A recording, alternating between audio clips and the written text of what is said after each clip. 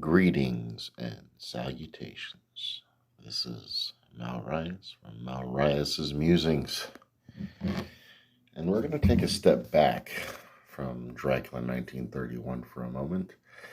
And we're going to move back just a step to 1925, The Phantom of the Opera starring Lon Chaney.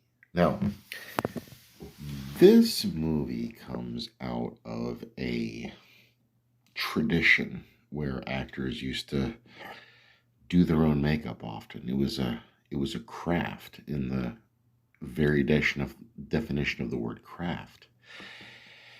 And Lon Chaney endeavored to make his character as close to the book as possible, which was a ghoulish disfigurement to the character.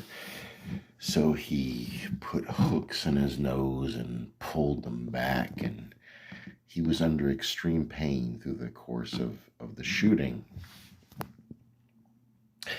So it's one of those things where I tell people, if you like movies, when I say that, I don't say this to be a jerk, but when I say if you like movies, like if you were entertained by the Fast and Furious 7, this might not be for you. But if you like cinema as an art form, you will very much love this. I recommend, if you love cinema, I recommend watching every year, watch a movie that is at least 100 years old. I've been doing this for the last few years. I've watched Nosferatu. I've watched The Cabinet of Dr. Caligari. I've watched The Phantom of the Opera 1925 now. And it's quite an experience.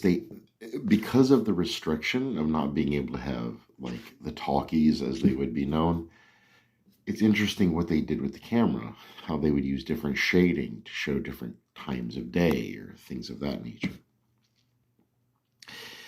The Phantom of the Opera, another thing they had to do back then is not having the audio. They had to really rely on the visuals, and oh my goodness, the set pieces for the Phantom of the Opera 1925 are just speechless, especially when the Phantom in the Red Death scene, the Mask of Red Death scene, when the Phantom is up overlooking the two hero characters and he's just losing his mind watching, quote unquote, her betray him, even though he's manipulating them the whole time.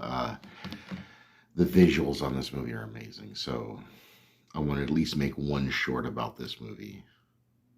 The first Universal.